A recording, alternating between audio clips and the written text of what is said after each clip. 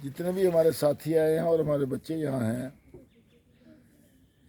हर साल 26 जनवरी सारे देश में हम लोग मनाते हैं। जो सियाने लोग हैं, बड़े लोग हैं, वो सब जानते हैं, लेकिन बच्चों के लिए ये जानना बड़ा ज़रूरी है कि 26 जनवरी है क्या। देश आज़ाद हुआ जब हमारा, तो महात्मा गांधी ने उस आज़ादी की मूवमेंट को लीड किया और बाकी लीडर सारे देश के हिंदू, मुसलमान, सिख, ईसाई सारे इकट्ठे थे अंग्रेज़ों से आज़ादी लेने के लिए। देश जब आज़ाद हुआ 15 अगस्त 1947 को 1947 में, तो उसके बाद ये था कि देश को चलाना कैसे है हमने। जैसे घर है, घर बन जाता है, उस घर में बच्चे होते हैं, उनकी शादियाँ होती हैं, लेकिन घर का भी एक सिस्टम होता है कि इस घर को कैसे चलाना है। अब देश को चलाने के लिए भाई हमारे जो लोग हैं उनके क्या हकूक़ हैं, क्या अधिकार हैं, हमने कैसे आगे बढ़ना है, कैसी सरकार होनी चाहिए, और उसके मुताबिक उस देश को चलाने के लिए एक आइन बनाया जाता है, कॉन्स्टिट्यूशन बनाया जाता है, संविधान बनाया जाता है। तो एक कमेटी बनाई गई उस समय, जो हमारे लीडर्स थे बड़े बड़े, और एक बाबा साहब अम्बेडकर जो दलित कम्युनिटी से संबंध रखते थे, लेकिन बहुत पढ़े लिखे काबिल वकील थे और काबिल लीडर थे हमारे, वो उस कमेटी के चेयरमैन बने और उन्होंने कॉन्स्टिट्यूशन बनाया। उस कॉन्स्टिट्यूशन में सब ये लिखा हुआ कि हमारा देश सेकुलर देश है, इसमें हिंदू, मुसलमान, सिख, ईसाई सबको बराबरी है। अच्छा, जो भी अलग अलग उसमें समय समय पर अमेंडमेंट होती रही, तो हमारा कॉन्स्टिट्यूशन जो है वो बन गया।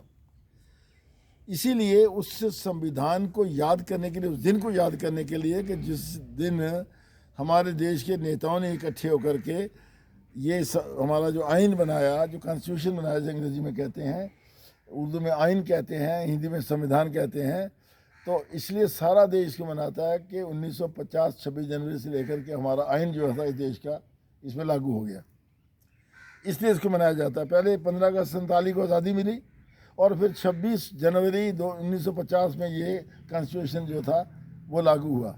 फिर आपने देखा होगा कि समय समय पर उसमें कॉन्स्टिट्यूशन में तब्दीलियाँ भी होती रहती है, पार्लियामेंट करती है, सारे जो सरकारें आती हैं वो करती हैं, वो बात अलग है। अब इसमें जो हमें आज़ादी मिली, देखो देखने की बात ये है कि आज़ादी जब हमें मिली है तो केवल सिर्फ एक पर्टिकुलर पार्टी ने उसमें हिस्सा नहीं लिया। आज़ादी में अलग अलग सोच थी। फॉर एग्जांपल नेताजी सुभाष चंद्र बोस थे, उनकी सोच अलग थी।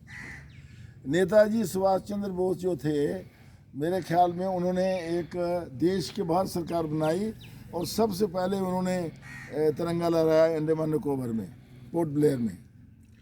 इसी तरह क्रांतिकारी मूवमेंट जो थे, जिसमें शहीद आज़म सरदार भगत सिंह का नाम सर फहरिस्त आता है, उसमें चंद्रशेखर था, चंद्रशेखर आज़ाद था, खुदीराम बोस था, राजगुरु, सुखदेव, भगत सिंह, करतार सिंह सराभा, जितेंद्र नाथ दास, बड़े लोग थे जो हज़ारों की संख्या में अंग्रेज़ों ने उनको फांसी लगाई।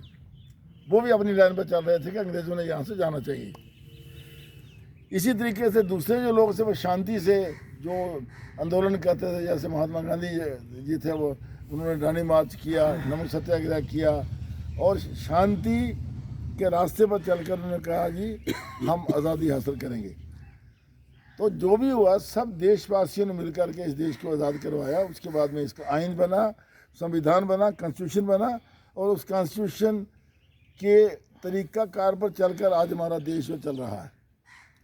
और बड़ी अच्छी बात है कि ऐसी बात नहीं है, देखा जाए जब अपने आप को हम पाकिस्तान या दूसरे देशों से कंपेयर करते हैं, तो ये हमारा 75वां आज रिपब्लिक डे था, यानी 75 साल हो गया कॉन्स्टिट्यूशन को, आइन को लागू किए हुए। और उससे पहले समझे 2-3 साल पहले आज़ादी मिली, 77-78 ईयर्स हो गए हमें, लेकिन देश ने काफ़ी उन्नति करी है। आज अब देखोगे, अखबारों में पढ़ते हो, आप टीवी में देखते हो, सोशल मीडिया में देखते हो, आज हिंदुस्तान उस लेवल पे पहुंचा है कि जहां हमारी बच्चियां जो हैं वो फाइटर एयरप्लेन भी उड़ा रही हैं।